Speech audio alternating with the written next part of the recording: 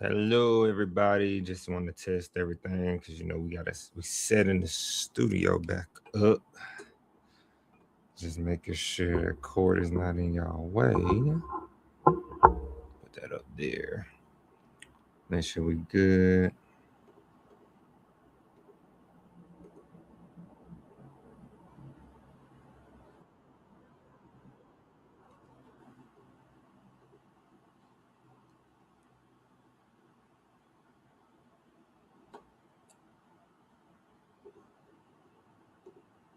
Okay, we should be good. I gave myself pretty good.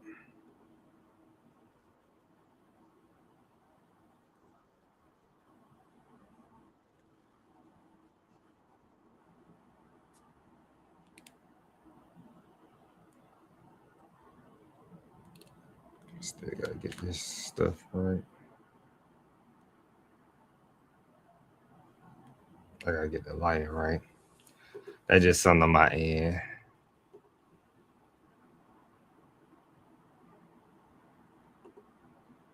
Because you see the lighting.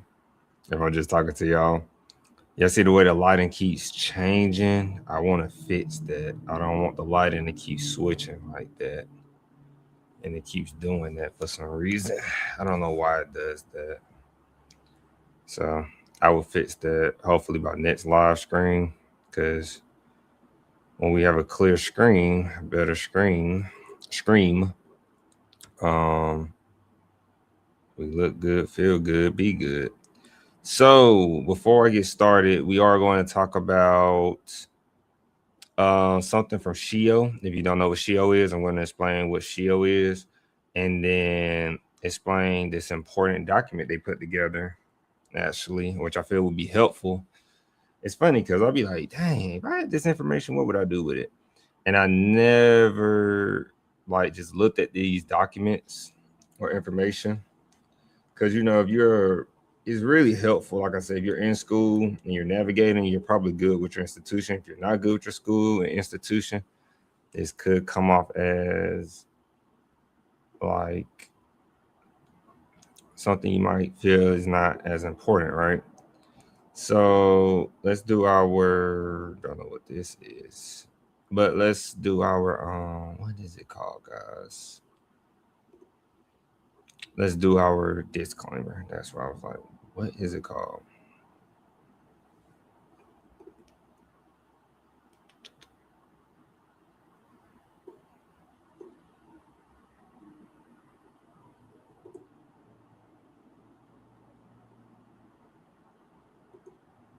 Then disclaimer.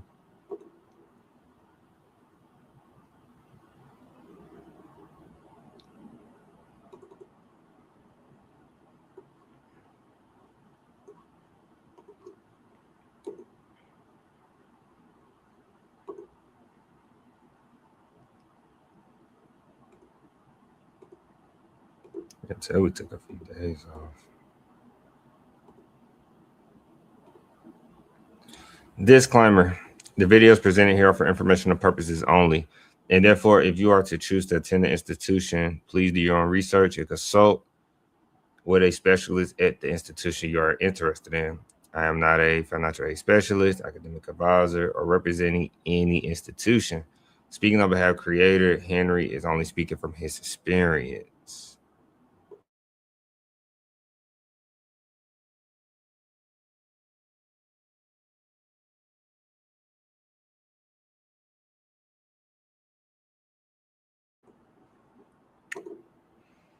Okay.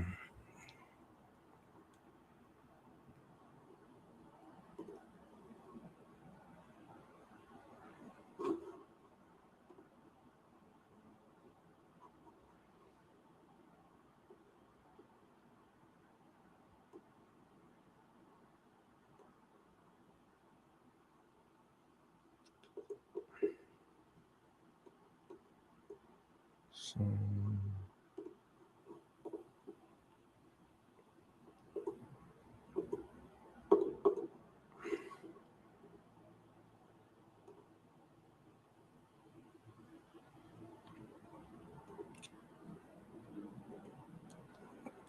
All right. So SHIO.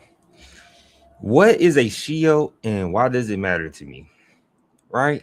What is it? Why does it matter to me? So SHIO is state, literally is right there. SHIO is a state higher education executive officers association. But it doesn't put the A in there. They just go with the SHEEO.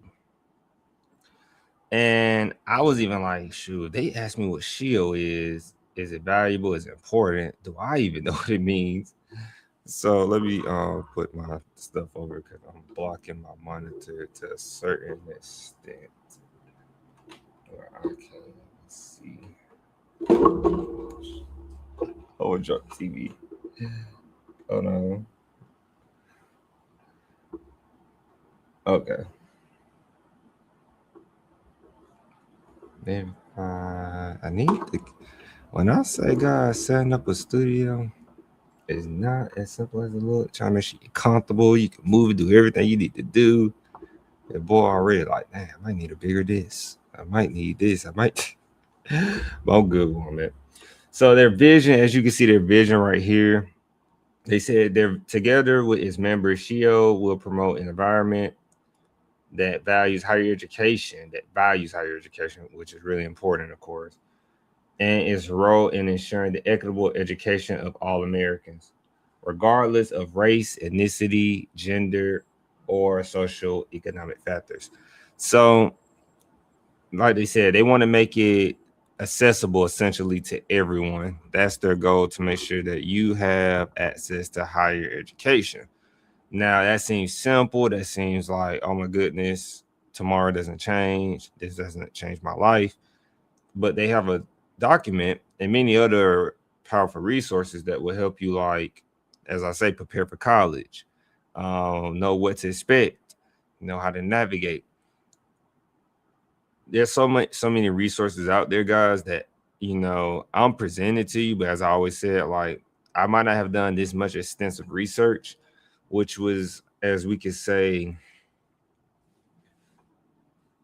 you hit some bumps and cracks. You might have hit some errors along the way, but imagine that how smoother things can be if you just know about more information. When you might say, I don't need it, but I might need it eventually, then you can go and use it.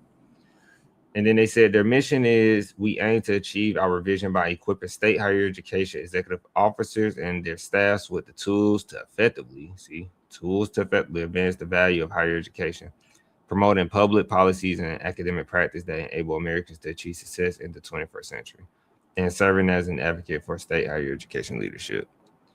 So, with that being said, I already have it pulled up. So this is about the state priorities for higher education in 2026.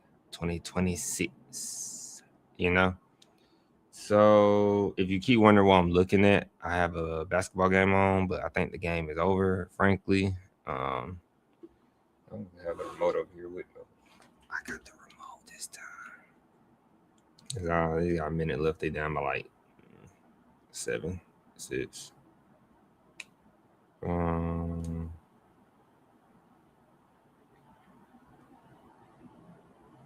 Let me see something.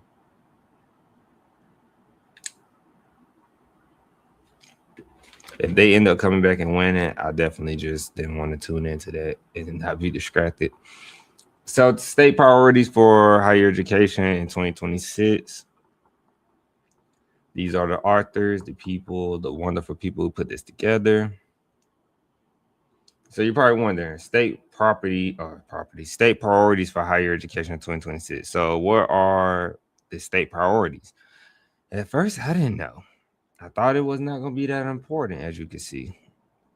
So then I was going through it a little bit. I didn't do a lot of digging, like reading it for 2 hours, 1 hour, or even 30 minutes. I really just cracked it open because, guys, we work full time. And after we work full time, you need a little break, then come back to things, make sure we have a fresh and clear mind before we get on the live screen with you all, to make sure we have the capacity to talk about these topics. These topics are not, simple. They take some research and understanding.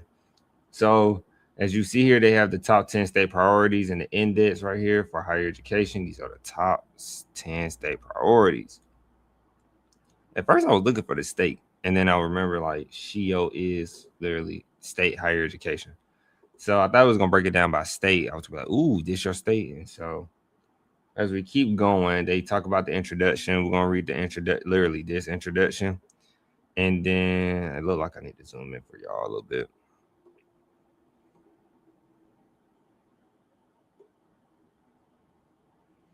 So take it back one more. So we're gonna talk about the introduction. We're gonna read through this part. Then we're just gonna get into it from there, like now. So, introduction, SHIO. Public higher education leaders will encounter a state policy environment defined by change and uncertainty in the year ahead. Once again, public higher education leaders will encounter a state policy environment defined by change and uncertainty in the year ahead. State higher education agencies and state lawmakers will have to make progress on ambitious state educational attainment goals in 2026 amid more limited state budgets. More limited state budgets. You might say, how does that affect me? As you know, I always say, with more limited state budgets, with more limited federal money, things of that nature, with funding to your college institution that you're attending, that gives the school permission, or the only solution they believe, to raise your tuition, which means they raise your tuition is going to make it harder for you to go to school. And then, a lot of students love to stay on campus. They love to get housing, room and board, meal plans. So the things that you're complaining about now and college prices is only about to get a little more, I'm not going to say harder, but complicated and intense. And so this is something why I always say we should pay attention to it. It's forecasting. It's in front of you. It's just putting one and one together, seeing it for what it is until someone says it's not. And we might have to go a little further into this because they are talking about the One Big Beautiful Bill, 2026 changes coming in July. And then it has not hit where I work yet. Many people are not talking about it. Like I always say, I learned this in higher education by me working at a 2-year college compared to a university. A lot of people at 2-year colleges, this is what I read in school. This is not my opinion. It's called like local. If you type in like higher education local, you'll have like, it is what it sounds like. You have people who are being a local in higher education. They are good with just going to work and going straight home. They're not trying to like put in the extra work there. And rightfully, I'm not putting in a lot of extra work at a job. I'm putting in work. Don't get me wrong. Like from that time you have me for those 8 hours, out the day, I'm putting in that time and effort. But once it hits that, oh, it's time to go, I'm about to go. So, because, I'm putting a lot more of my effort into this and trying to figure out how we can scale higher education to make people want to research it and find ways to save money. Because people are talking about trades. It's been a big thing about, oh, I'm going to do this. I'm going to do this trade, do that trade, do this trade, do that trade. I've been seeing it through the Trump administration. They've been pushing it, right? It will phase out. No doubt, no doubt. It will phase out. So they said with more limited state budgets, unstable federal funding systems, and intensifying funding, I just said intensity, but intensifying state and federal political pressures. With last year's sweeping federal higher education policy changes entering implementation in July, continued regulatory shifts expected from Washington and pivotal midterm election 2026 will shape higher education well into the 2030s. State fiscal, if I said all right, fiscal conditions vary nationwide. Because when they say that, it depends on the state. So remember, I always say, think about it from a local, state. Think about it from a city. Let me do it like this. Think of it from a city, state, and executive level. And my people in court, those three branches of law, What you got? Let me see if I can do it right now on the spot for right now. You got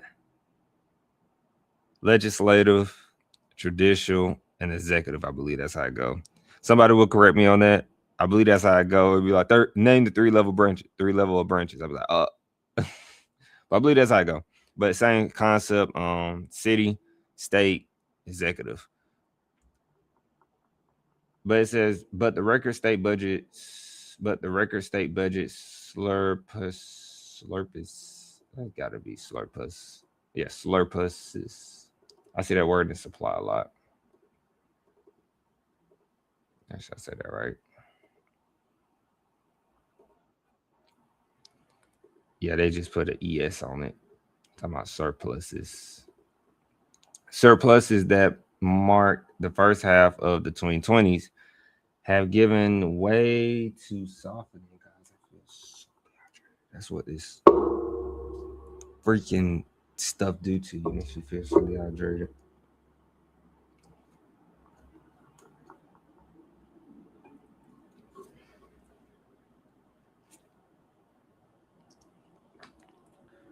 But the record state budget surpluses that marked the first half of the 2020s have given way to softening state revenue growth, smaller rainy day funds, and mounting budget pressures. While most states with biennial budgets, what is a biennial budget?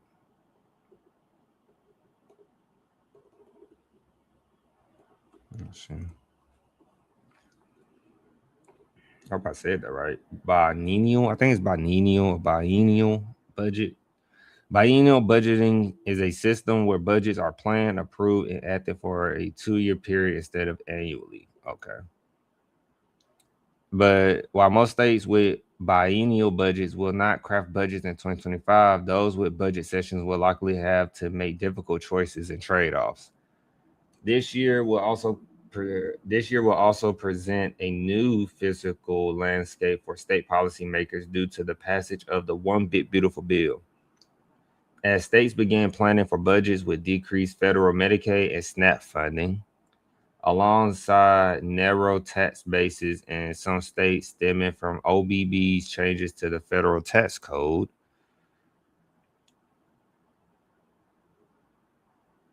the financial environment remains challenging at the institutional level, with the major credit rating agencies offering a sobering assessment of the year ahead. It's crazy that we're, credit, financing, and all this stuff. Like, I'm trying to talk about college, but all this finance, politics, everything's just like entering this conversation. And it's crazy, right? It's really crazy. Education, man. Higher education. So as we keep going, you probably can read some of that, pause it, read it as we go through. Then right here, this is important. This is what we talk about sometimes too. I love talking about the topics that I see and mention. So the economy remains a wild card for 2026. This also is a way how I, kind of navigate things with the stock market a little bit for my personal help. Disclaimer, I'm not a financial advisor, but there's sometimes how I get help and research things, because sometimes education leads to money. Because if they're trying to conduct research on something, that's where money is being allocated, and they always say follow the money. I'm like, well, if you follow the education, you follow what education or colleges are researching, it leads you pretty much to the money. It's an interesting perspective, but it's just my perspective being wired with college. So the economy remains a wild card for 2026, with the cost of living ranking as the leading public policy concern for Americans heading into the midterm elections. Now, as they're talking about cost of living, only imagine what your college will have to do, because your college will have to raise their dorms, their meal plans, and all that stuff for you. Because I actually read an article in college. I actually wrote a paper on it and cited it. So I would have to go. I know exactly what class it was. It was for a class with my lead professor who taught most of the courses. And is when I was breaking down, I believe, on campus housing. In fact, colleges actually try to like do campus. What's that word I'm looking for? Colleges actually try to like price match, or price match, I think is the word. Like they do competition. Oh, what's that word? Competition, marketing competition. I'm gonna just say on campus housing and apartments, like a regular apartment complex and your college on campus housing, they literally are going back and forth like price competitions for where you should stay. Like they're trying to, like, if the off-campus apartment is offering higher prices, your college might lower the prices to get you to come on campus. But the thing about it is, what I don't like about on-campus housing, because I actually considered it, is that you're trying to give me even if I take the cheap route, because the most expensive route is like in your own space, bathroom and stuff. But usually it's like, to even grab a good deal with the lowest, it's always better just for me, I feel like, to get a roommate and get my own. Like, I understand sharing the common area, like kitchen, fridge and stuff. But like for me, it was like, hold on, you want me to share my bathroom? You want me to share my bathroom, common area, and wash machine and stuff? No, I got nice stuff. I feel like somebody might steal my stuff. So, not me. I wanted my own bathroom. I wanted my own bathroom. Went through it in basic training. Went through it in tech school. It was, I had siblings, sharing things, sharing the bathroom with my siblings was cool, but you know, to stay on topic though. So they're talking about the national economy, but let's really get into this one too. They said that, before I finish, economic conditions remain subject to a range of uncertainties, however, including returns on investments in artificial intelligence, geopolitical dynamics, and federal policy changes. Public sentiment remains pessimistic. A Gallup poll released in December found nearly half of Americans describe current economic conditions as poor, and over two-thirds say economic conditions are getting worse. For higher education, economic shifts could influence student enrollment, policy priorities, which is what we're about to talk about, and political environment throughout the year. It says there are reasons for optimism. However, for higher education in 2026, years of work on FAFSA simplification coupled with aggressive FAFSA completion campaigns has started to yield results, with applications now completed far more quickly and a potential record number of FAFSA submitted in 2026. Enrollment numbers grew in 2025, with undergraduate enrollment increasing across all age groups. Let's play that back one more time, Turbo. Enrollment numbers grew in 2025, with undergraduate enrollment increasing across all age groups and graduate enrollment remaining stable. Students pursuing eligible short-term education and training programs will have access to Pell Grants for the first time starting on July 1st. That is their words, not mine. They said students pursuing eligible short-term education and training programs will have access to Pell Grants for the first time starting on July 1st, and states will have a major role in helping shape these opportunities. Now, the only thing I have a disagreement about that is it's something similar. And what I would tell students, if you are trying to do something short term, I don't know how your institution gets down. I don't know what your state, how they get down, but we have something similar like this in schools. When I was experienced, when I was a college student, usually what advisors would do, they would put me in a diploma or degree if that trade or something is offering it, for example. But if a short term, like they said, if a short term education has a longer progression, they would just put you in like a degree diploma, because usually it falls under that and it's a part of that. And so it all depends if your school is going to make it like together. Like, I know a common question students ask when I go talk to them, they usually ask like, hey, I want to do a certificate. What's the difference between a certificate and a diploma?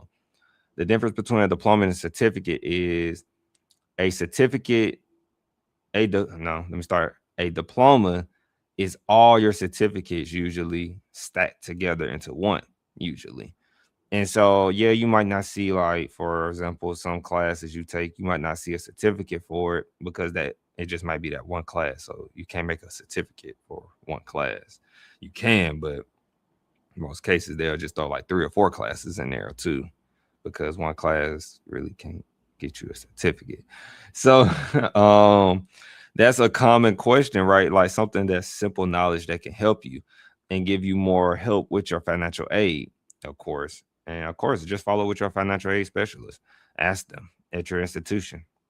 Ask them, like, hey, I heard this guy on YouTube talking like he said that it's better for me just to be in a diploma or degree because I can still complete the certificate even though I'm in the degree or the diploma. It's just better that way. Free game there. They charge for that actually. That's a, you know, game right there. But and it says, and states will have a major role in helping shape these opportunities. The midterm election in November will have the midterm election in November. And guys, the midterm election is in November. It's very important. We'll have a wide range of implications for higher education. I did not know this. I'm learning this as well. Gubernatorial elections will be held in 36 states and three territories. And legislative elections will take place for seats in 88 legislative chambers across 46 states. We need politics, boy, politics. On Capitol Hill, the GOP's stand majority in the House will be tested at the ballot box. Democrats face longer odds in regaining control of the Senate. The decisions made by voters this November will shape policies on college access, affordability, completion, and a range of other issues into 2030s. We are already thinking about 2030s. So many things that's getting ready to go down in 2030s that we just need to think about the future. Me and the camera. So right here, as we keep going, they're talking about something right here about what they did. They're talking about some things right here. I'm just scanning, reading a little bit. Reduce college costs as the new year unfolds. SHIELD agencies remain committed to expanding student access to high quality, affordable post-secondary opportunities and meeting state educational attainment goals. They're talking about the survey. So we need to know a little bit about the survey before we start talking about it to understand the perspective and view they're coming from before I give my perspective and view. That's just how it goes, right? And so they said this report provides insight into the state policy priorities and concerns for higher education in 2026 through a survey of SHIELDs. During November 2025, 47 SHIELDs from 40 states and 1 territory responded to this year's survey. 47 SHIELDs from 40 states. Who are those 40 states? Let's see if they put them in here. They said that the team at SHIELD selected 25 policy issues based on a variety of factors. They said the prior year's state priorities for higher education, for longitudinal purposes, emerging policy issues based on common themes derived from the daily SHIELD policy update, which include news and updates related to the state and national higher education policy, prior survey write-in issues, recently shared concerns among SHIELDs, and upcoming legislative initiatives. They said that was a lot I read. And then they said retiring policy issues that have been ranked lower in importance and held constant in survey results, or specific to a historical event or period that is no longer relevant. An example, COVID-19 pandemic concerns. This year, SHIELD added 4 policy issues, state impacts from federal policy changes, dual enrollment, early college, and/or other K-12 connections, academic program planning and or review, proactive, guaranteed, and or direct admissions, and dropped 4 issues, artificial intelligence. When they say dropped, I don't know if that means like dropped, like added, but and dropped 4 issues, artificial intelligence, AI, effects of inflation on cost of goods and services, faculty supply, salaries, and or quality in academic freedom. Using the list of issues, SHIELDs were asked to look toward 2026 and identify the importance of each higher education issue in their respective states. Respondents chose from the following multiple choice options for each issue. Hello, handshake. Respondents chose from the following multiple choice options for each issue. Very important, 5, important, 4, somewhat important, 3, slightly important, 2, not important, 1. Not applicable. Respondents were also asked to provide context or additional information and details on each issue and were given the option to add issues to the list to inform this survey for future iterations. So it sounds like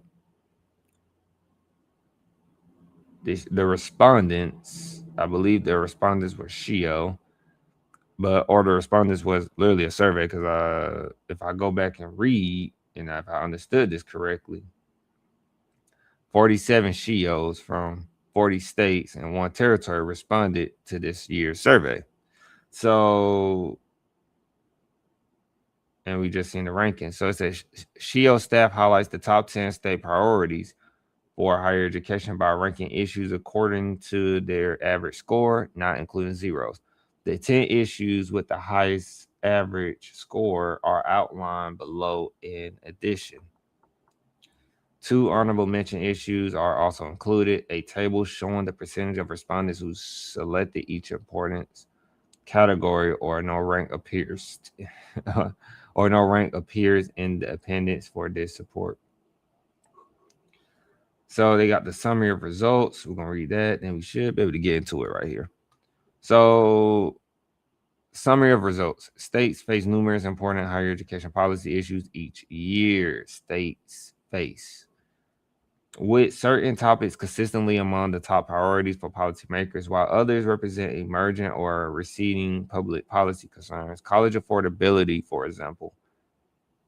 College affordability, the main topic of discussion on how you can save money in college, for example, continues as a long-term priority as state higher education leaders focus on college access and student success. With other topics such as enrollment declines and FAFSA completion are driven by the current higher education environment. So, something to think about real quick. Before we keep going, when they say college affordability, if you have been rocking with us, watching, if you think about how many colleges I have reviewed on the live screen, some have not been posted yet, of course, in like a smaller clip. But if you think about the ones I have reviewed, it don't matter what school besides community colleges. If that community college has an on-campus dorm or anything, then you will understand that there's a difference, right? Excuse me. But other than that, these are mostly universities. And if we paid attention when I showed you so far like this, like, because now I can show you, you would see that most universities, like dorms, meal plans, room and board in some cases, are just ridiculously expensive. Ridiculously. And a big part of why you can't afford college. A big reason. So as we get into the table 1, we see here, as they were talking about, college afforded, they're talking about economic and workforce development, which is interesting. I'm gonna look more into that. We should find something in this, but them explaining more into detail about that. Because what I tell you all is that certain colleges will have certain missions, and certain states will have, not certain states will have different missions versus, like, other states. So like being in Georgia may focus on workforce. All states are focused on workforce, but like when I say like workforce, like you might have a lot of people pushing in the state more trades than going to universities. while some other states might push going to like, taking the traditional route of school versus going to do a trade. Workforce development, we need workers. We need workers, guys. We all cannot be entrepreneurs. We all cannot be whatever. And some people might say that's crazy. You're crazy. People deserve to be free. People deserve to live their life. You can still live your life. That just comes into like people knowing how to be leaders. If I'm really talking, that just comes into people know how to be leaders. When I mean that, I mean like if you work a regular job, which is okay, right? I work a regular job, right? People make things weird nowadays. They may think you talking about them because they work a regular job. You work a regular job and you say, I feel like I cannot do anything at my job. You feel like you have to be there all the time. It's so uptight. It's so rigorous. It's this and that, right?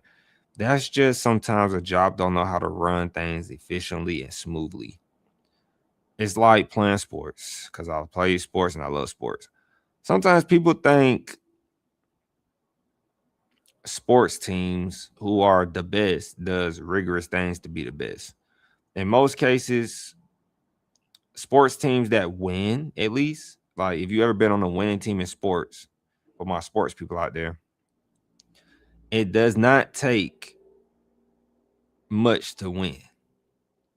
People think that you're like running 10 miles every practice and doing this relentless training and always relentlessly in the film room. Maybe one person on your team is doing that stuff, but maybe two of them at most. But the majority of the team just following what the coach says.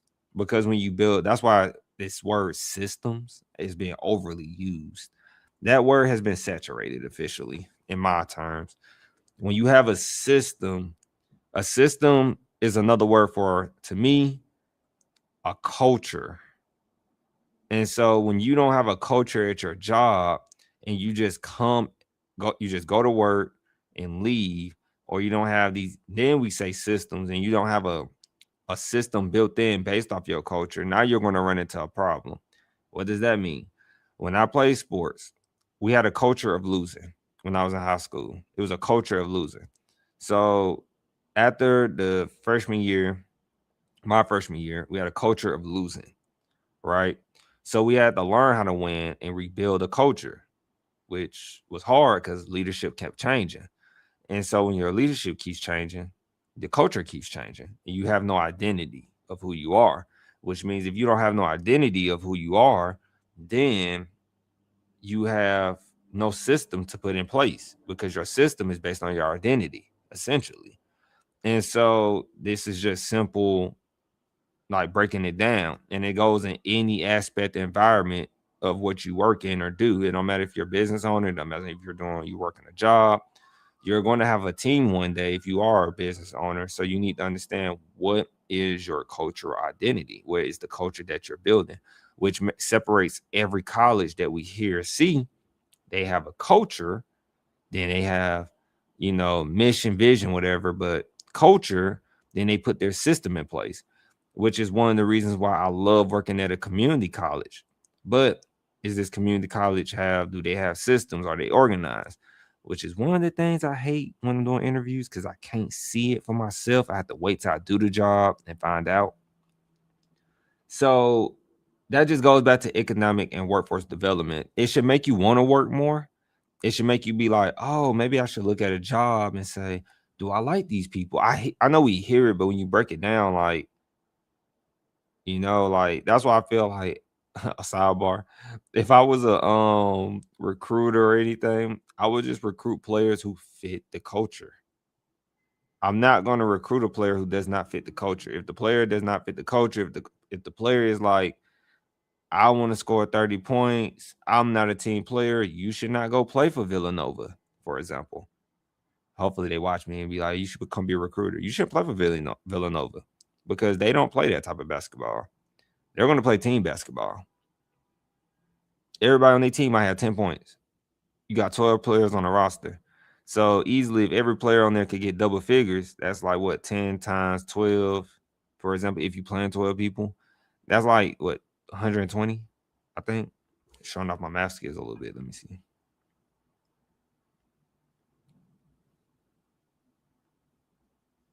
Yeah, it's 120 points easily. So you got to think about your star players who are going to get more points. And then your team averaging all these points a game. They're like, what's the secret? The secret is we have a culture. We understand. And it's like, can't give up the sauce. But let's keep going. So I see why that's number one, and we can't wait to see more about it. And then we got college affordability, our favorite. Like, we're probably going to talk about that first. As you see, it was ranked number 4 in the past. Now it's ranked number 2. Now it's ranked number 2. It's ranked number 2. Why is it ranked number 2? Because college is hard to afford. They said higher education's value proposition, return on investment, is number 3 now. It's in the top 5. State operating support for public colleges and universities. Lord, we talk about that too.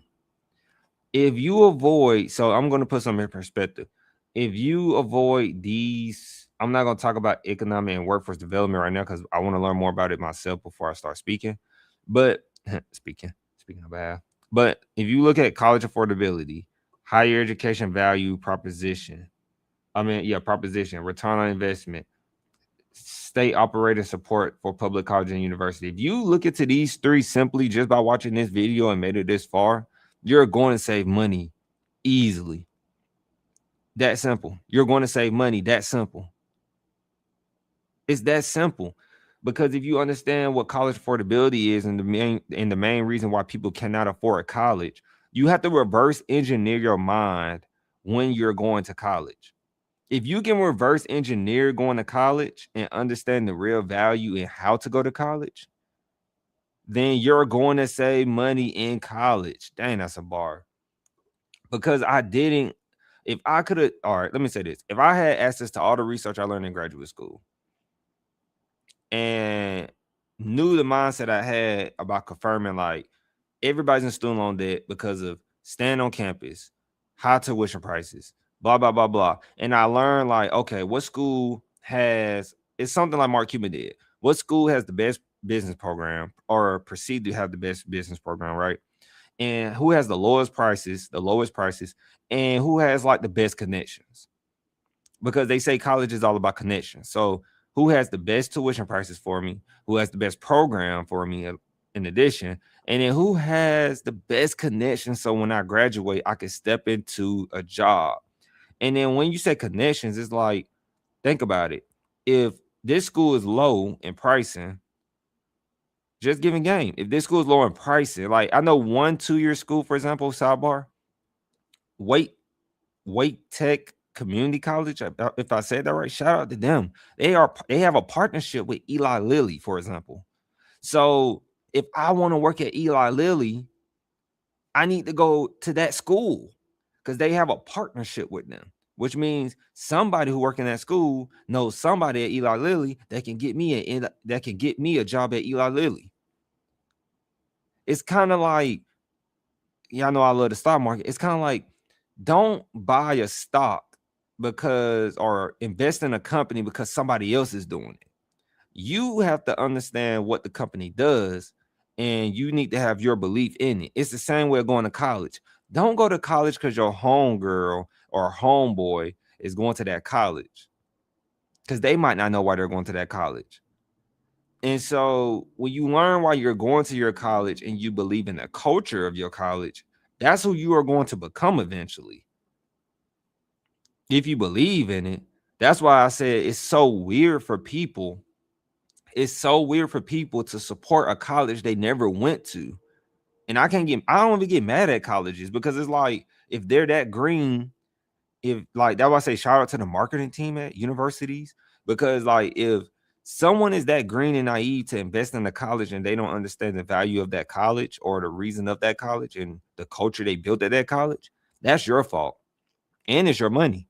So I would personally, I check it up as like now, when I went to like my view was different. I was just trying to go to college and save money. But I also understood that Valdosta State, when I transferred out of my 2-year, Valdosta State had connections with other schools and alumni, a pretty good alumni network that people went off to do great things when they left Valdosta State University.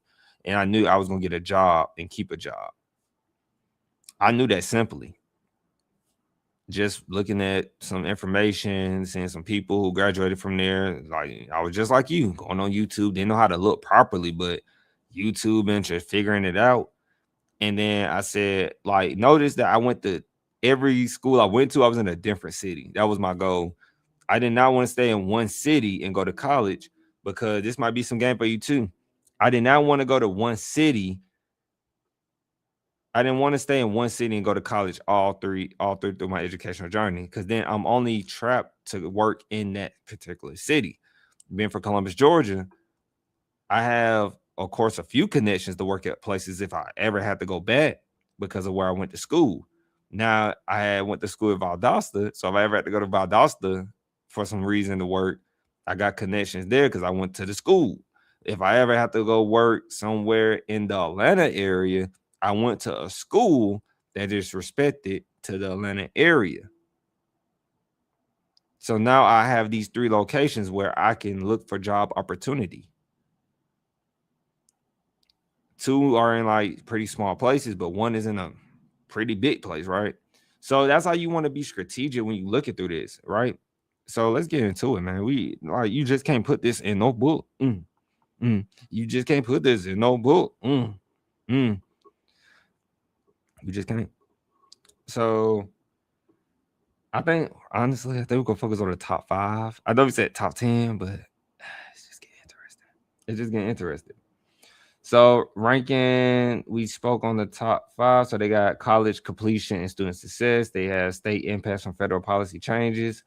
Then they have state funding for financial aid programs. Then they have retaining college graduates, brain drain. Then they have student transfer pathways. Student transfer pathways is going to make its way to the top 3 one day. It's going to make its way to the top 3, if not top 5. It should be top 2, because student transfer pathways is going to be a way for you to be able to go to college and, have access to going to college and saving money. So you're not taking duplicated classes. I love student transfer pathways. I'm a student transfer pathway baby. So then you got dual enrollment, early college, and other K-12 connections. Connections is really good. It's really good. So let's keep going. And then see what they say. Need some water, guys.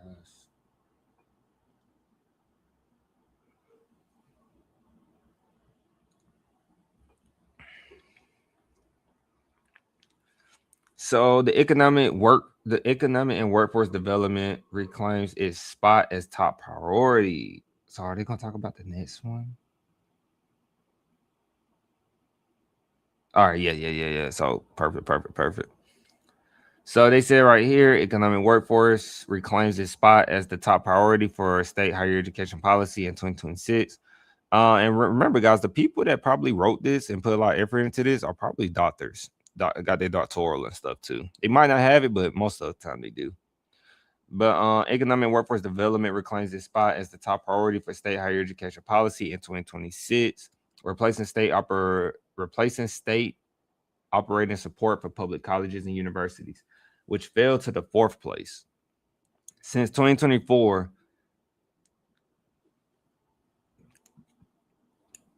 some just decided to come on my glasses while we were talking. Crazy work.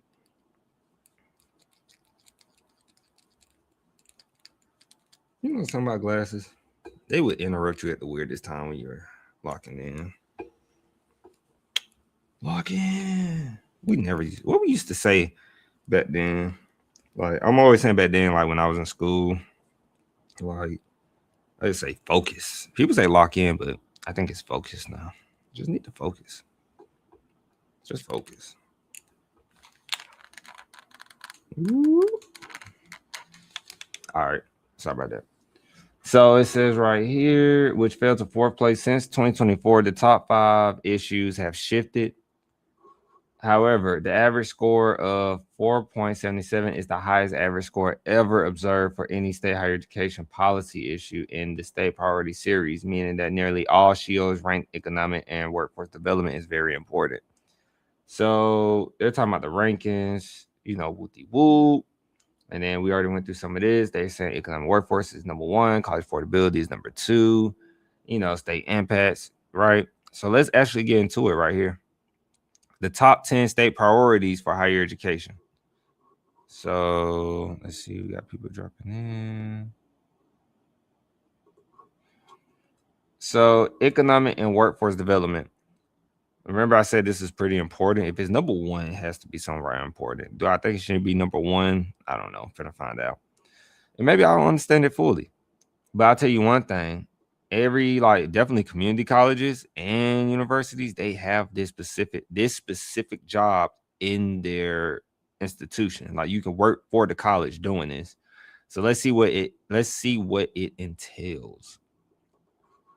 So the economic and workforce development has returned as the top public policy issue heading into the 2026 state legislative sessions. With 97% of SHIELDs identifying it as an important or very important as the number 1 state higher education policy issue on average for 4 years. Okay.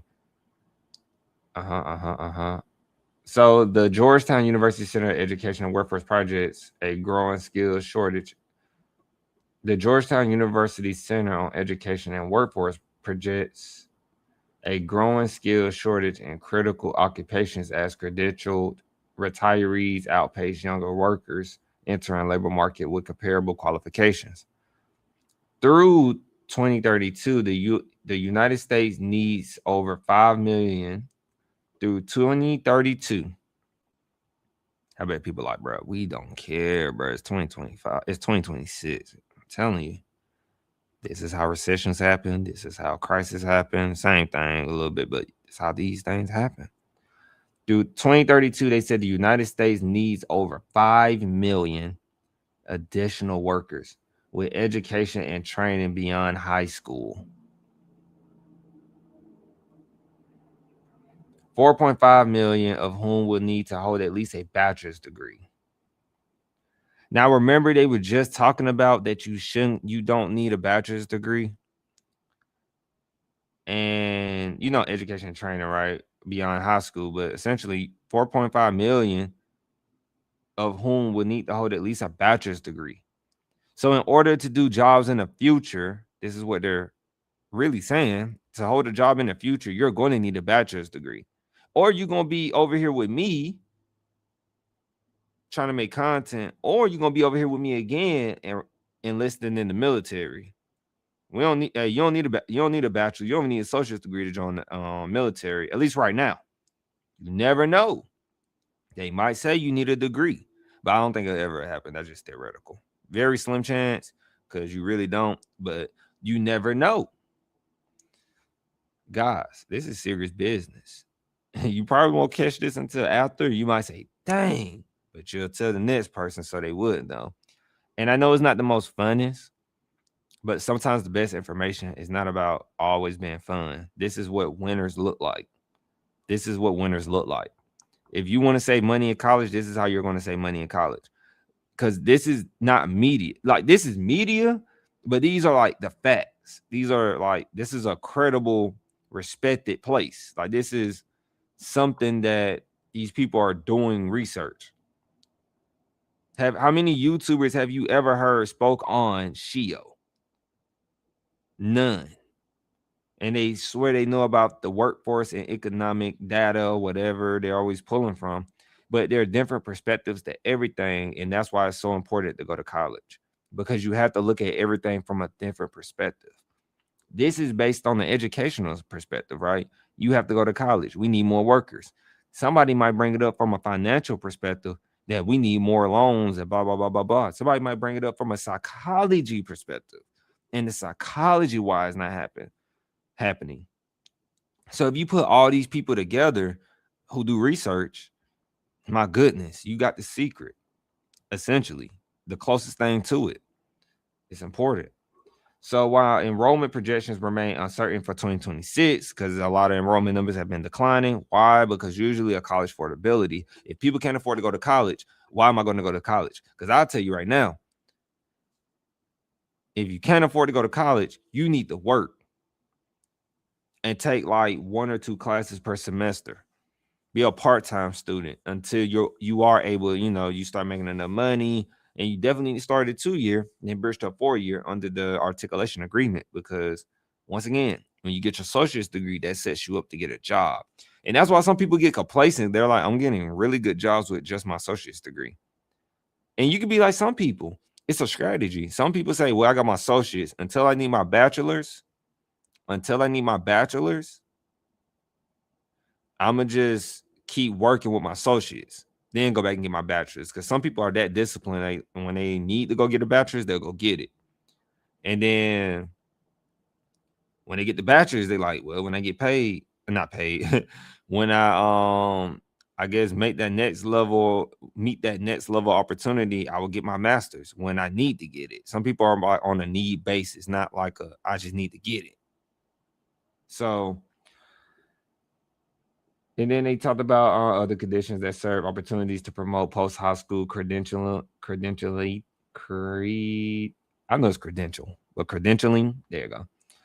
Expanded Pell Grant eligibility to short-term job training programs through Workforce Pell, and expanding Pell Grant eligibility to short-term job training programs through Workforce Pell can provide federal funding for non-degree and workforce development offerings, particularly for community and technical colleges. Artificial intelligence, originally perceived as a threat to learning and academic integrity, is also viewed increasingly as an aid to student persistence and a required industry skill.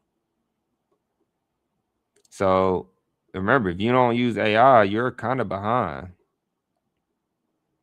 Which means what?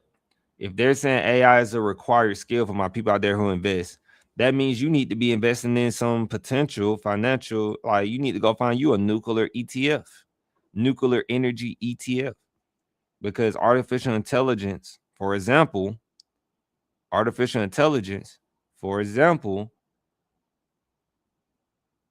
consumes a lot of energy. That's just from what I see and read. So if they're saying it's a required skill, it's not going nowhere. Now you know where to go and invest for the near future. You know this 2030. They've been talking about a lot of things with AI and data. 2030. 2030 is going down. That's what I'm about to start saying. 2030 is going down. So prompting institutions to adapt programmatic offerings to meet changing workforce demand for specific careers, disciplines, skills. And then they talk about states are taking a number of actions and implementing a range of initiatives to address future labor market demands. In Colorado, Governor Jared Polis, let's see here.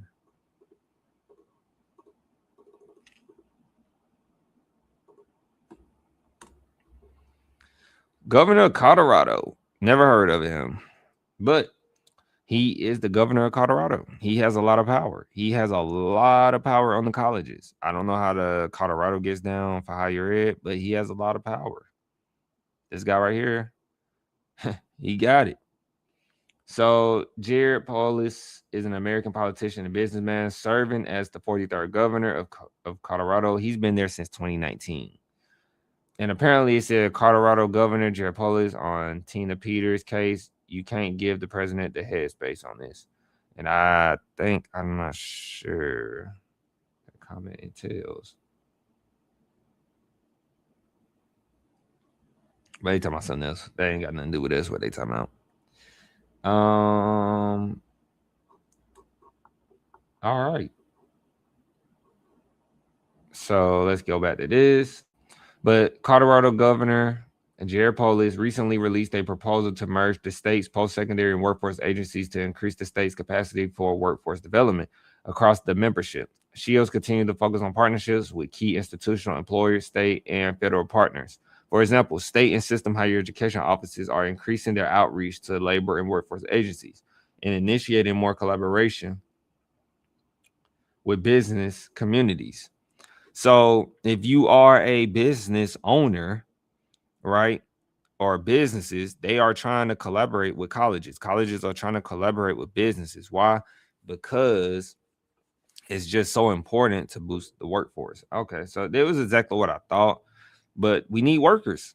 We need to pay people more. We need to get our cost of living right. They was mentioning these things, right? These things all play a thing. These things all go together.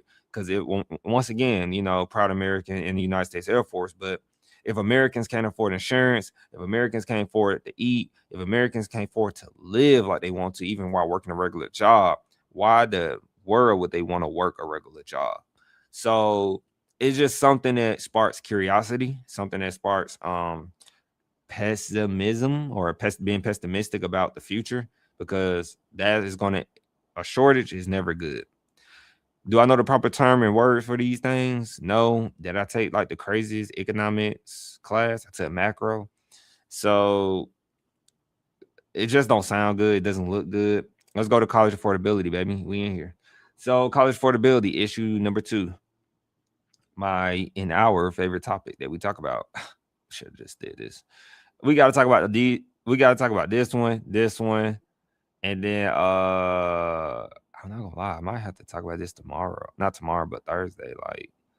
But let's keep going. So college affordability. Might have to clip this. So college affordability.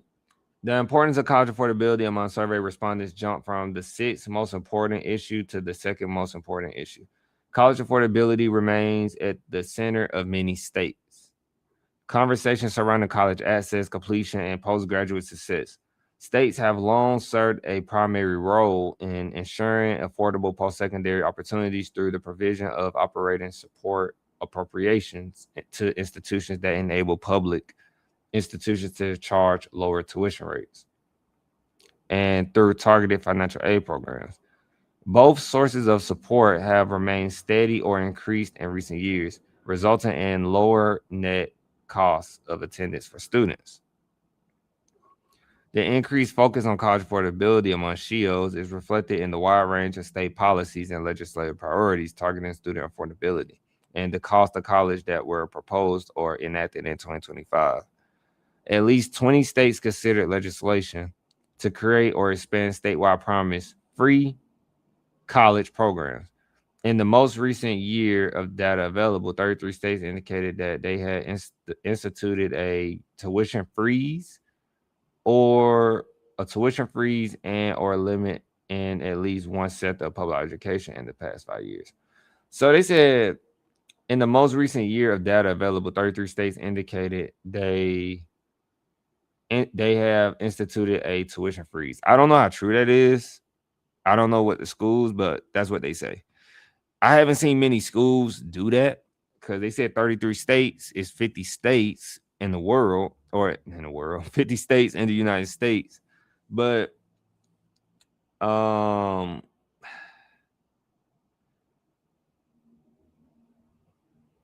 many institutions within those 33 states authorized a tuition freeze? That's the real question. And the thing about it all, man, I get it. Value, all this other stuff. So some things don't need to be overly complicated. I'm being real. Some things need to be simple. That's why I love life now. Life is just so simple for me. I live life in a step process. Go to work, save money, live below my means, rinse and repeat. It's that simple. Things get complicated when you want things. But if you're not meeting the requirements to want those things, then now you're about to be in a limbo situation. So I think a lot of schools, man, should do tuition freezes. What that means is your tuition per credit hour, like the price you're paying in college, for example, if you're a freshman, you would pay that same price for like the rest of your college years, pretty much, for example. And then, or you'll pay that price just for freshman, sophomore year, but it might raise by 1 and 2% junior, senior year. So in 2025, the University of North Carolina system froze tuition rates at its 16 public universities for the 9th year in a row. The University of North Carolina system, which means like, North Carolina Tar Heels, like that doesn't, I don't know if that applies to Duke because Duke is private. And they said the University of North Carolina system. So think of schools like that, they had tuition freezes. That's an area, if you're in North Carolina, that's good for you. Now, I always recommend don't be trying to go to different states and go to college because you're gonna pay way more money being out of state versus in state. Hey, if you listen to this channel, if you don't get nothing out of this, and you feel like it's boring, go to school in state. Don't go to school out of state, man. You're gonna be tuning in with that boy. What's his name? You're gonna be tuning in with Dave Ramsey. And that ain't gonna he ain't gonna spare you. So while the Utah system of higher education maintained flat tuition and fee rates at its 8 technical colleges, the South Dakota Board of Regents, meanwhile, approved a moderate tuition increase of 2.9% following flat tuition for the previous 5 years.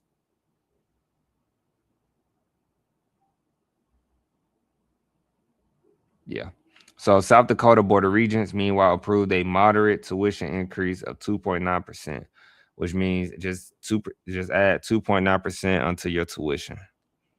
So if you pay, some people might say, "Oh, that's not much, man." If you pay in tuition alone, if you pay $3,000 in tuition and you do times 2.9, calculator is so simple. You just put it into your calculator. So I got that in my calculator.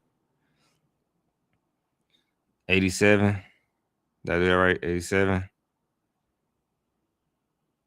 Plus 3,000 times 2. Yeah. So it's moderate. Like they said, not that much. It was on like 2.9% of 3,000 was 87.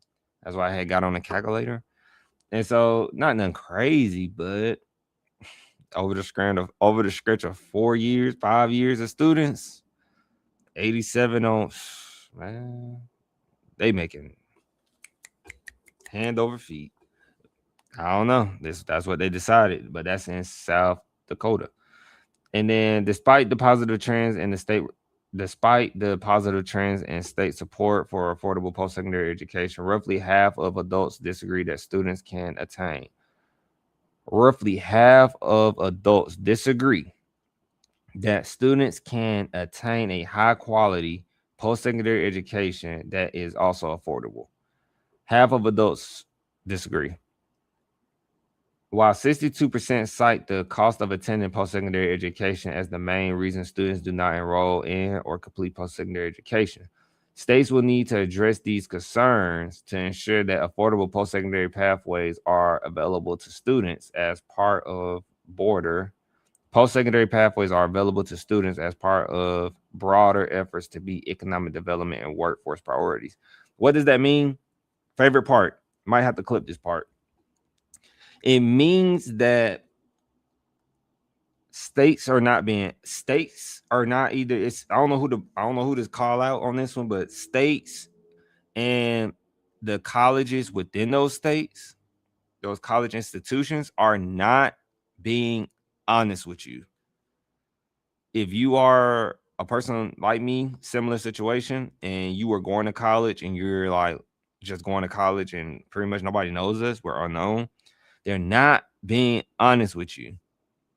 They're not telling you that, hey, you can save more money going to college if you can save more money going to college if you pick the school you can afford. I say this all the time, guys. I say this all the time.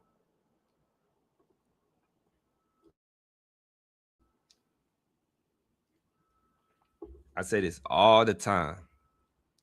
If for my people out there who get financial aid, if you get financial aid, let's just say if you get the Pell Grant, I'm not even gonna focus on the secondary. Like in Georgia, we get HOPE.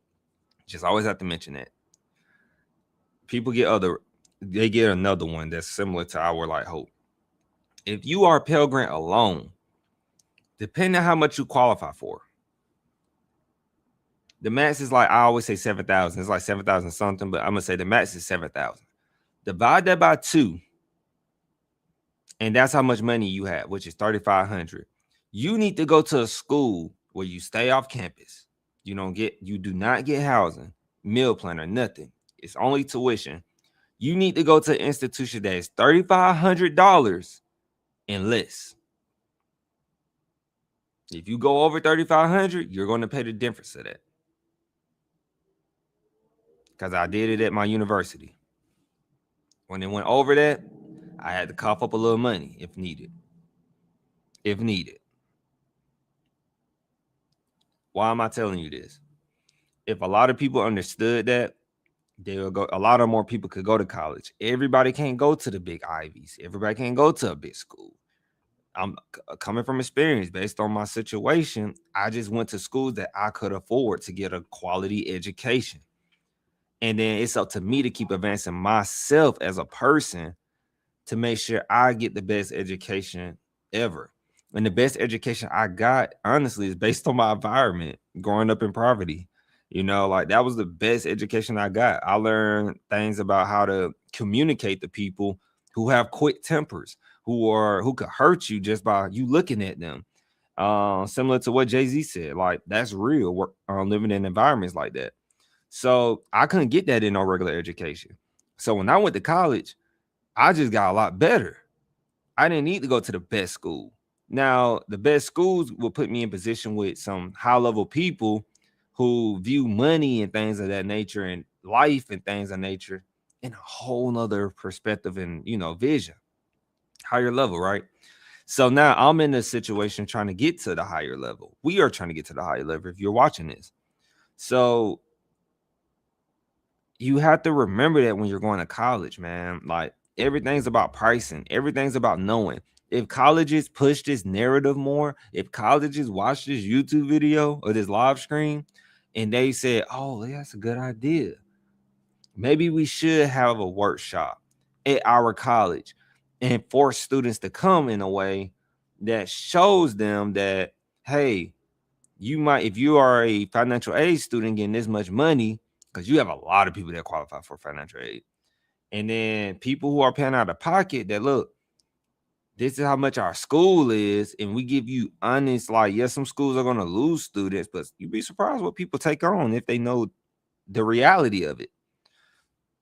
They have to know. They have to understand and know this, because most students don't even know how much they get for the year in financial aid. If they are not being told, if they do not ask that question, they do not know. So they have to do that. Schools have to get on board with these partnerships. They have to start collaborating with other institutions. 2 years to 4 years. That's the way. That will be the way. And then they have the higher education's value proposition, return on investment. I have to talk about this. These two might have to get clipped, and I don't clip it unless I'm doing a college review, which we're almost at that time. So the higher education's value proposition, return on investment. So higher education's value proposition has come under great scrutiny as students, families, and policymakers all want to ensure that the time and resources invested will lead to marketable credentials. Marketable credentials, which means if you are going to school, similar to what the Trump administration is saying, like, look, if this school is not giving you, if this school right here in their program, they have to send that data to the Fed, the higher education department, right? Department of Education, I meant to say. If this program is not giving you a good return on investment, we're not going to give them, you're not going to be eligible for your financial aid, Pell Grant, or whatever you qualify for in there. You're not going to get resources because that program is not setting you up after you graduate. Trump administration has something of that nature that should be implementing, if not already. That's so important because how many students we know went to school for something and they say, I'm only making like 45K, but the degree cost like 100 or 200K. That's a negative return on investment. So when you're trying to pay back the student loans, it's literally impossible. So now you're forced to work a job that you don't want to do. People say it's not important until you're in it. Now you're forced to learn about real estate. Now you're forced about, investing in stock markets and stuff and all this other stuff. And then it's like, well, people should want to be in the real estate stock market. Some people prefer not to be in those things. Some people prefer financial advisor, ETFs for the rest of their life.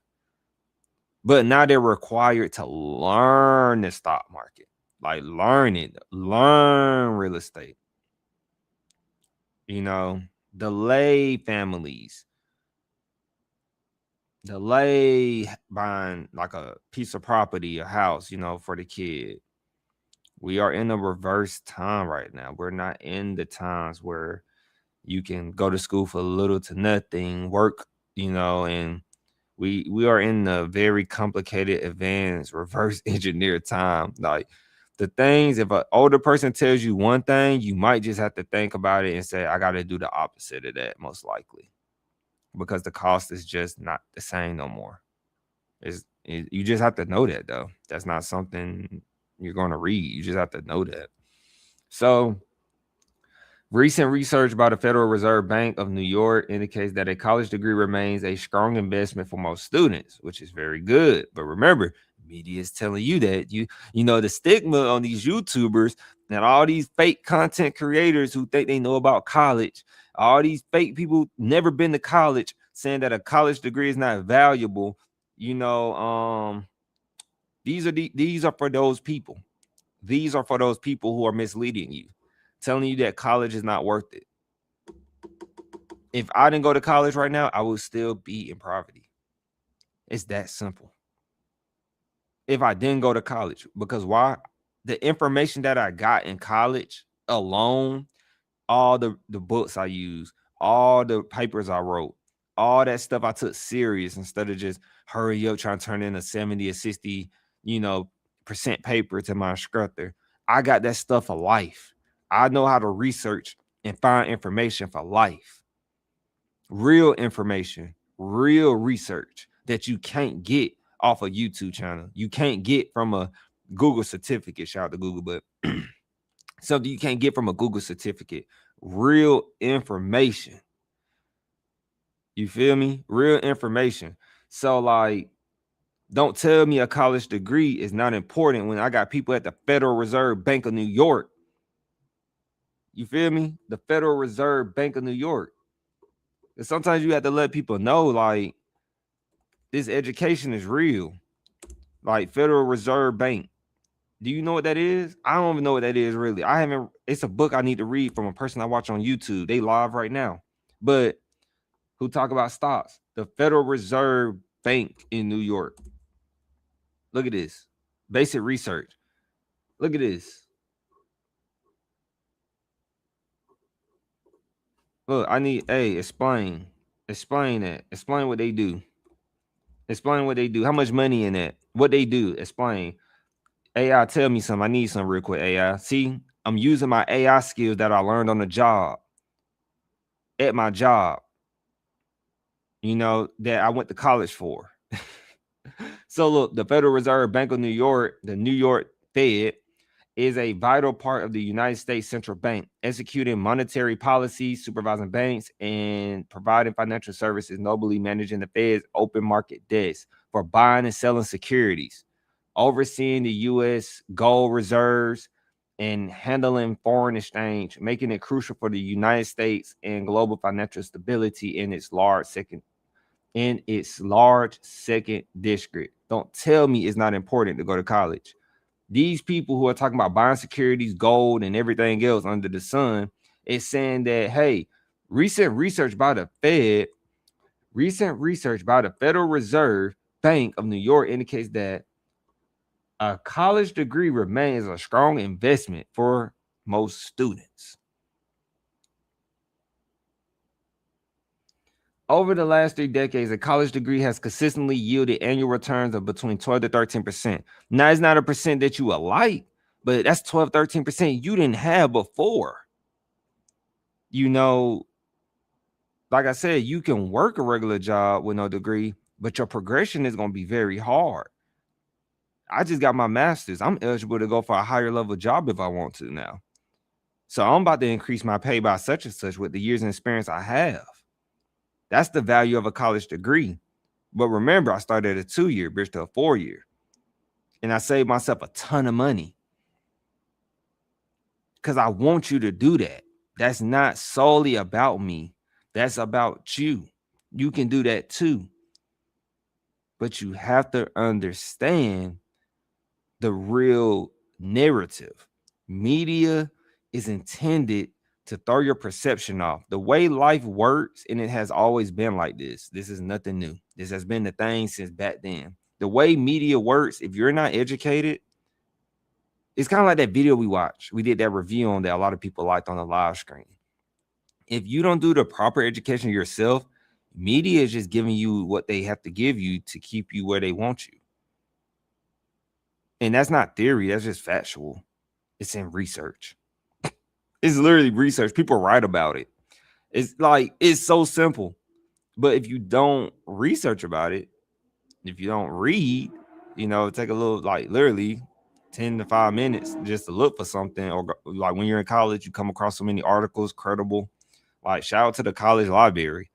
It's there about media. So 12-13%. And then it says, however, increased time to degree and choice of major can adversely affect the rate of return. That's a good idea. However, increased time to degree and choice of major can adversely affect the rate of return. I always use like art majors, for example, because if you are a art major, it's going to be very hard for you to get like a great return on your investment going to college, because the rate of return for an art major is like, it's like really who you know and what's your credibility on art. You get what I'm saying? So I always use art majors because I wouldn't spend all that. Like with art, I seen some very talented art people in my life based on based on where I grew up. But art is one of those things. Like I just feel like it's one of those things like in sports. Either you got it or you don't. That's how I feel about art. You got it or you don't. That's how I feel. It's opinion. I'm not saying it's the right one, but that's my opinion. So additionally, the number and type of sub-associate credentials has increased in recent years, prompting calls for greater transparency about their labor market value.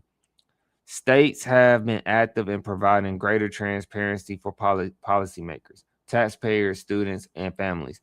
Since 2019, Colorado has produced an annual return on investment. Since 2019, Colorado has produced an annual return on investment report that provides information on a degree and certificate programs at public institutions in the state. Arkansas is in the process of developing a return on investment metric that will be incorporated into the state funding formula and will measure how long it takes college graduates to recover the cost of their education and begin earning more than the high school graduates. Arkansas is now doing that. And remember, this is the same, state of Arkansas, but remember, Arkansas, the University of Arkansas, if I'm not mistaken, if I say that right, just had their head coach talking about college players shouldn't get paid or whatever. They're asking for $65K a year, but Arkansas doesn't even have a measuring tool to identify that, hey, this college player who's asking for money to play college basketball for you to boost your revenue, your check as a college head basketball coach who makes $8 million a year, John Calipari, he's boosting your revenue. He wants $65K because he said, oh, a player asked for $65K. A player who asked for $65K, I'll take him in a heartbeat, especially if he's good. But he's only asking for $65K. Most college basketball players, football players, no matter what sport you do not go professional. Most might go overseas. So he asking for a salary while he's in college so that when he gets out of his career and he jumps into whatever career, because I feel sorry for that kid. I don't know him. Luckily, I hope he didn't go to Arkansas, because the South is not known for having a good education. Usually, I went to school in the South, where we are not ranked the highest for education. unless you go to a particular school like Georgia Tech. We're just not respected. So him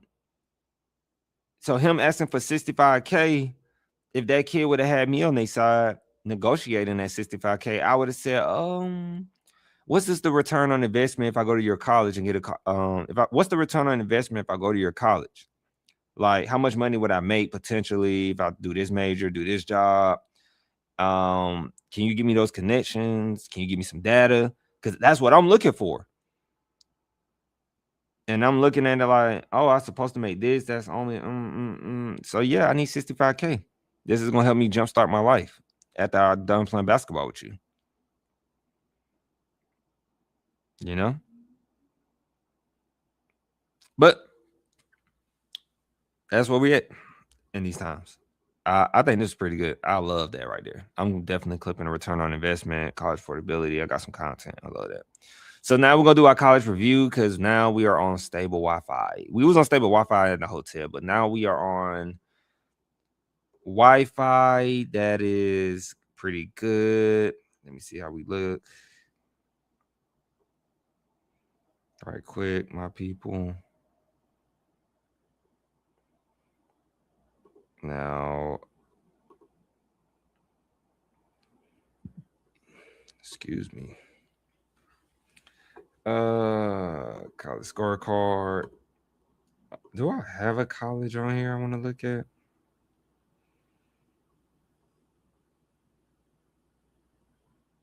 Let me see, guys.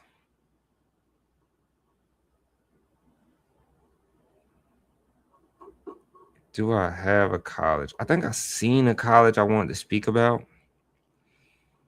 Let me see.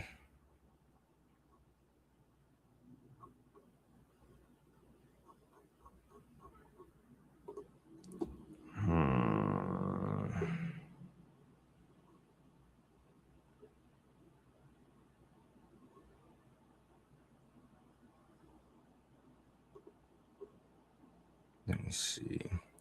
What college? Okay.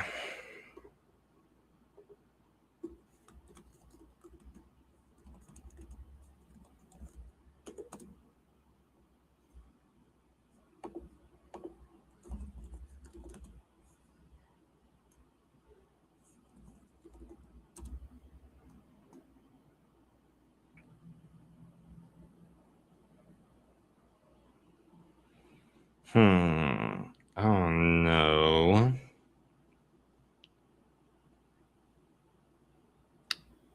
Let's see.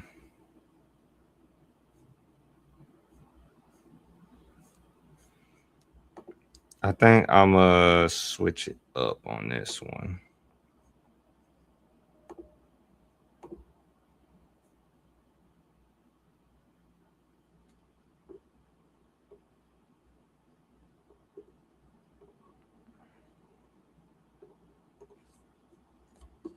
I could do this.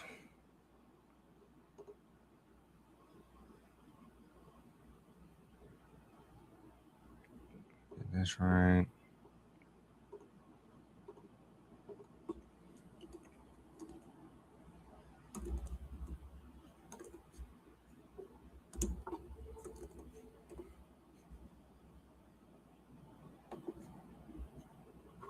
This is we need the Tempe campus. Lord, which campus?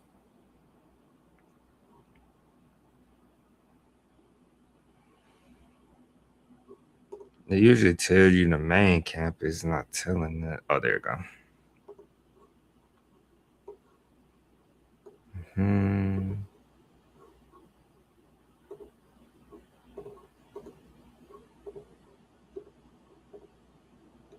I am hilarious.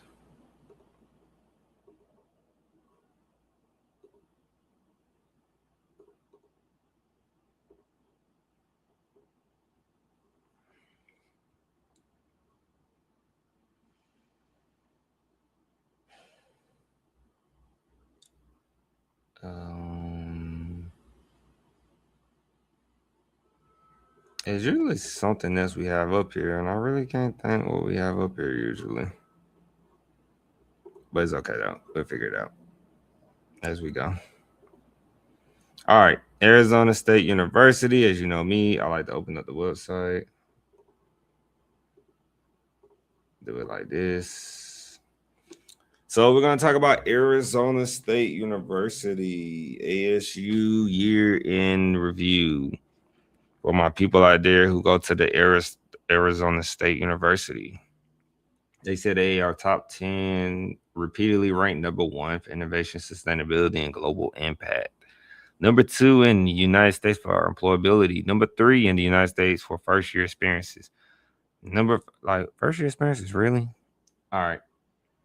So, as I do when I come on here, I look for what? That magnifying glass. You see, every school has the magnifying glass. If you don't see the magnifying glass, run. I'm like, just run at this point if you don't see it. Just run. What am I doing?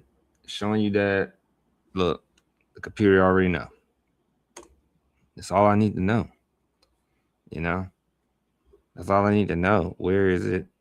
We looking for what? Standard tuition costs and fees. Or which one? Just click on them until you find out which one fits you. We are looking for tuition and costs. So cost of attendance. Get started by choosing the type of student, choosing your student type. All right, I'm an undergraduate. So this is the main campus. That's why they're showing it. And then you got, they saying like your residency status. Always, as you see, they got international. Well, you can't see it, but international, Arizona resident, non-resident. Remember, you're in-state. You're an Arizona resident. You see how that changed significantly? And then right here, they already thinking for a 2026 to 2027 year, which is very good. We're not in 2025 to 2026 no more, technically. So they're already preparing for the fall semester because right now they're in the spring semester at the time recording of this video. So now we're looking at what? 2026 to 2027. As you see, the base tuition has went up. Here. Tuition is steadily rising. I'm just letting you know. I'm not mad. I'm just letting you know. My head coach used to say this. I don't know if this is the a-hole thing, but when we was 0-12 and we won our first game, he said, I did my job. Y'all won one game under me. I did my job. I'm good. I'll never forget he said that. But as you see, in 2025, 2026, the price was $11,822. That's base tuition. And then I think they raised the subcharge. Let's see. And then we go to 2026, 2027. They raised that. It went up to $12,177. That's so important. So now you look at the student fees. I think student fees went up too. Pay attention. Let me see.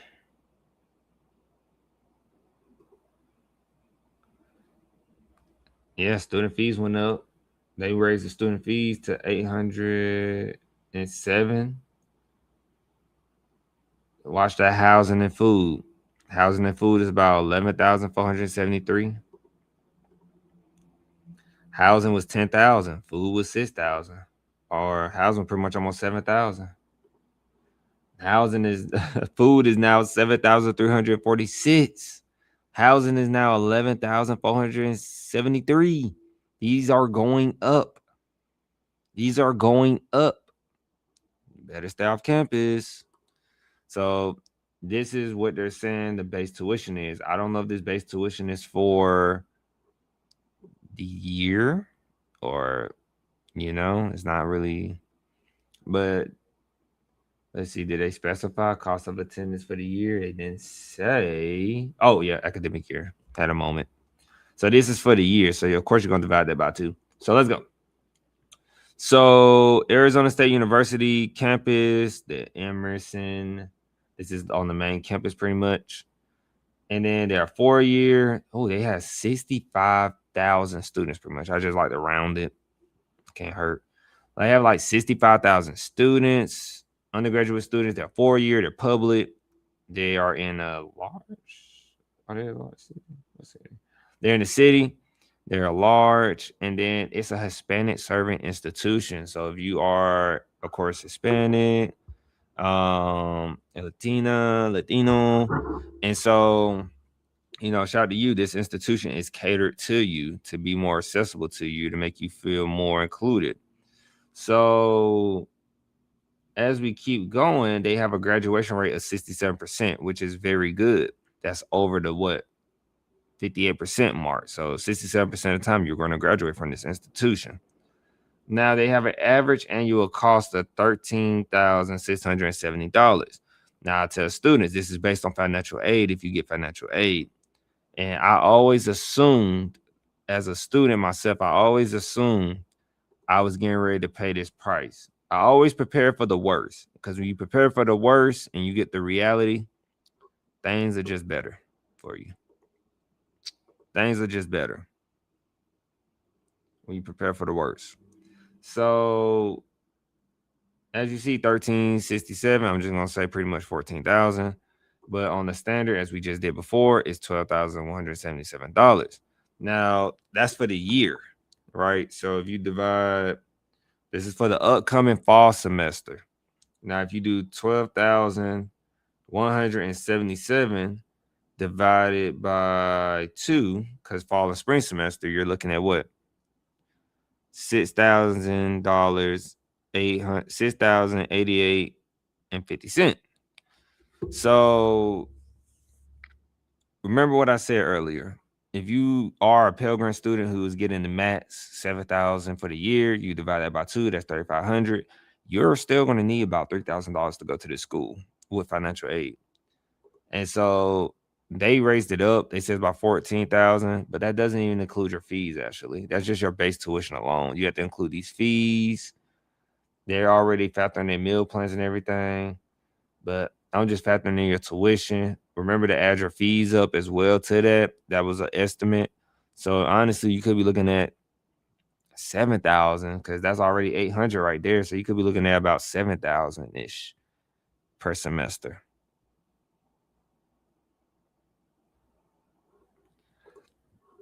Very fast, very simple. So they have a median earnings of 62 or 63,000. So after going to this institution, you are estimated to make like 63,000 within the what's the word I'm looking for, guys? You are expected to make 63,000 within the 4 years of going to the college. 4 years ago, what? You're expected to make 63,000 within 10 years of being removed from the college. I had a brain fart. And so I don't know if that's good in Arizona, because Arizona is on the West Coast. I don't know if they have those California prices. I don't know if it's harder to live out there. I don't know. So you know better than me if 63,000 will be enough for you to live on. That's within 10 years now. Keep that in mind. So if I factor that in, they're saying that with meal plans, housing, and all that, you're looking at about 38,000 for the year. I'm just gonna pay 38,000. 38,000 times 4 is $152,000, y'all. I remember this now. I'm saying this in the beginning of this video, this review. If this school has a high, I would not be surprised if this school had a high acceptance rate, because this is a price that usually an Ivy would charge you. If you stay on campus and get the full shebang at this school, these are what Ivy Leagues charge you. That is a lot of money.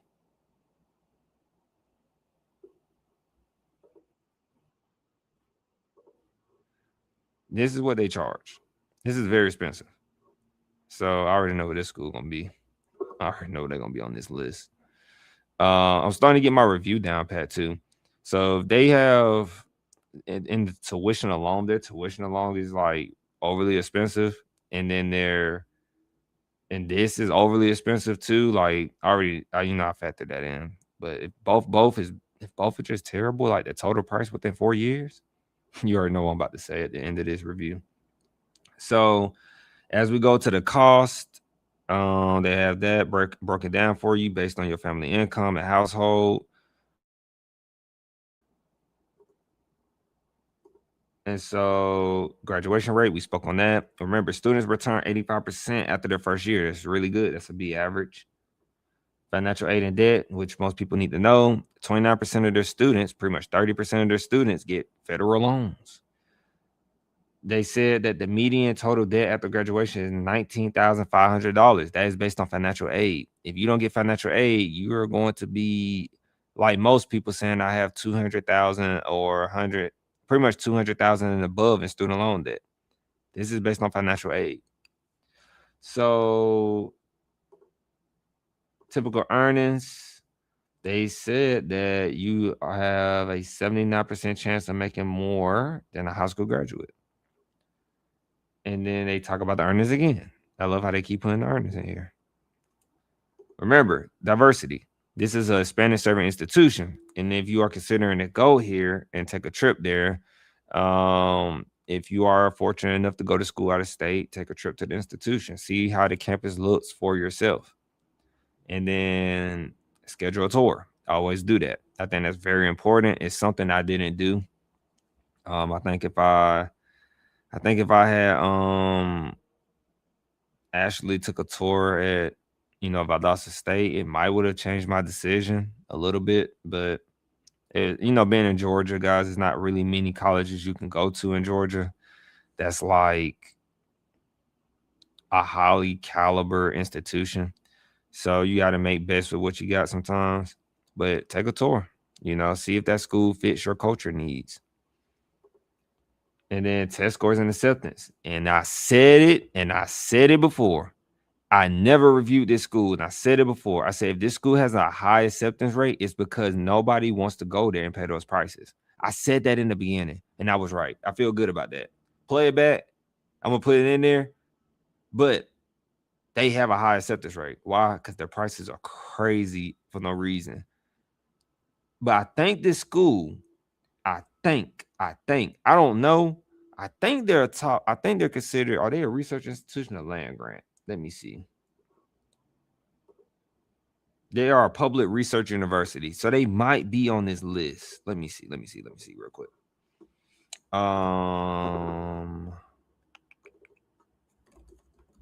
Let me see. They might be on here.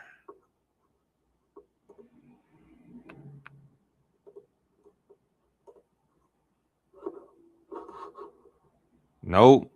Wait. I see the University of Arizona. Oh, they are on here. Perfect. All right. So this is probably why they feel like they can charge their fee, because they are on here. They are a very respected research institution.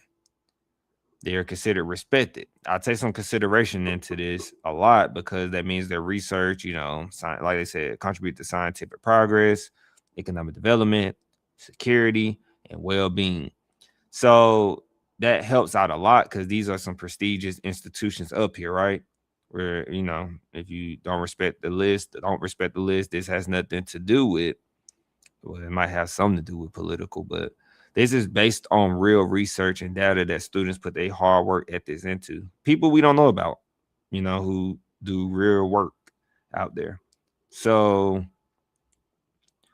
they're on that list, and that helps them a little bit.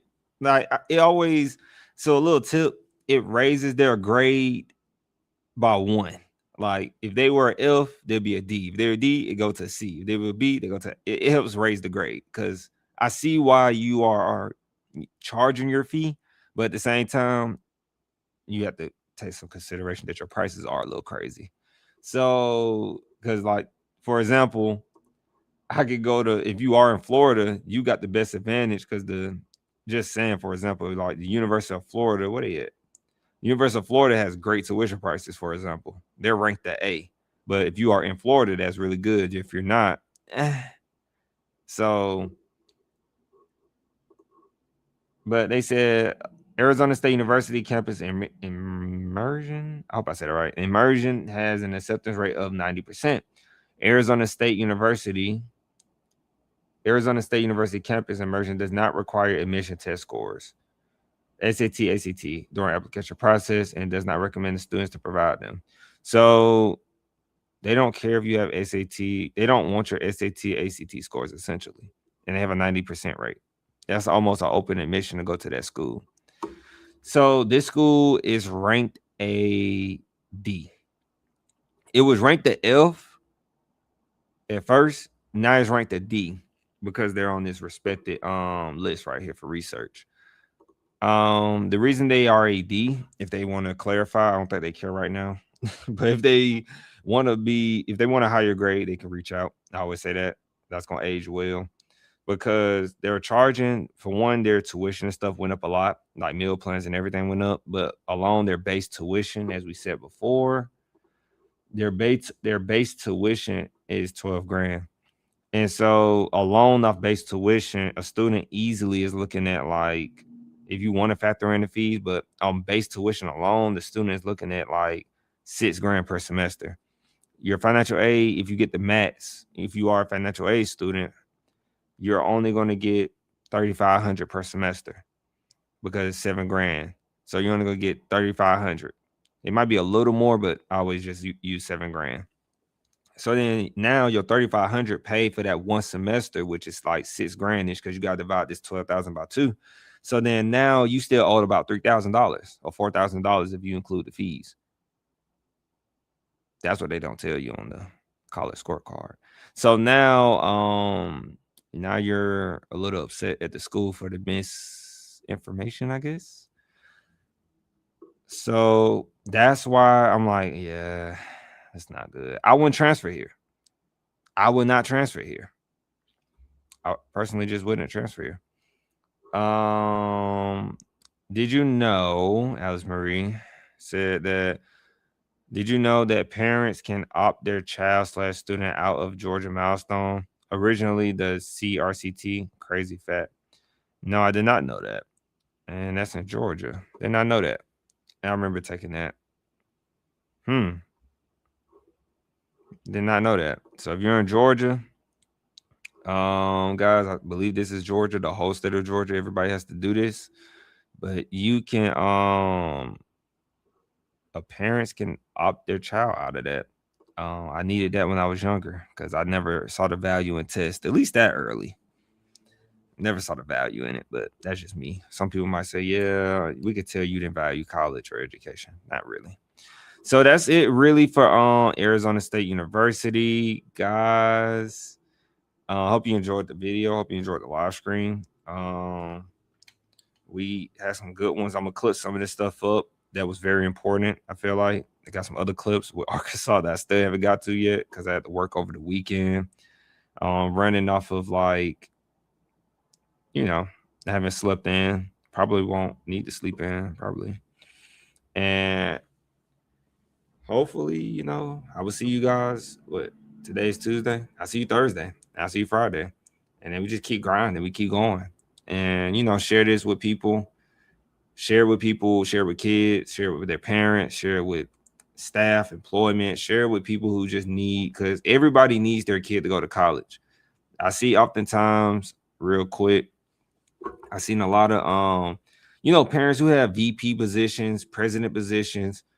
It doesn't trickle down to their kids sometimes. And their kids are trying to they're trying to figure out the best way for their kid to go to college. And sometimes it's not about money. It's more about their kid getting a quality education, because some schools don't help kids get an education. That's really important. So you have to understand, guys, that, like, you can have the most money in the world, but if your kid can't pass these classes and actually learn in these college classrooms from a college perspective, that can mess up your parent, because your parent might have a legacy waiting on you. They might have some things waiting on you, like, pass some things down to you. So it's sometimes everything's not about, paying for college. Most of the time it is with us, but sometimes, like, these parents who have high ranking positions are trying to make sure their kid goes to college at least.